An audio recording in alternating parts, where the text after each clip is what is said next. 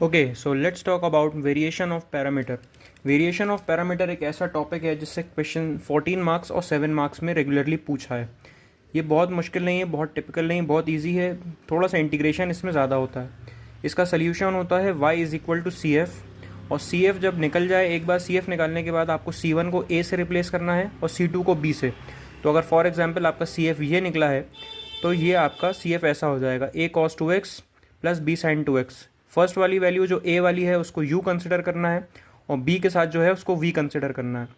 और R H S जैसे कि कोई भी क्वेश्चन हो उसके राइट साइड में इक्वल टू में जो भी होगा उसको हम r कंसिडर करेंगे। तो यहाँ पे आपको a और b की वैल्यू निकालना है और इस इक्वेशन में a और b की वैल्यू पुट कर देना है, वही होगा आपका फाइनल आंसर। जैसे इसमें a is equal to minus R V and a is equal to R V upon U V one minus U one V. V one U one मतलब u और v का डिफ्रेंसिएशन है एक बार, और ये whole पूरा इंटीग्रेशन में dx plus सी one. B का फॉर्मूला भी वैसा ही है, आर यू है, यहाँ आर वी था, यहाँ आर यू है, नीचे same dx plus C two. U one मतलब u का डिफ्रेंसिएशन एंड वी वन मतलब v का डिफ्रेंसिएशन।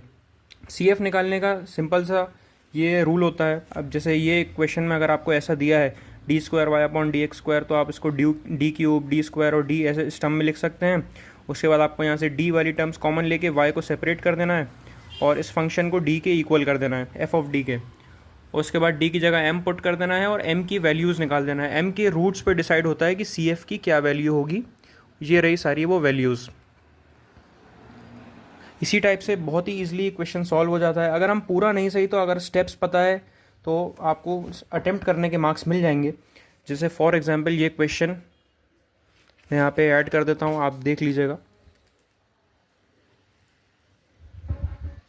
a और b की वैल्यू निकाला है सिंपली, और उसके बाद फाइनल इक्वेशन में y is equal to C F करके a और जहाँ a cos x और b sin x में a की वैल्यू पुट कर दिया cos x और b की वैल्यू पुट कर दिया sin x।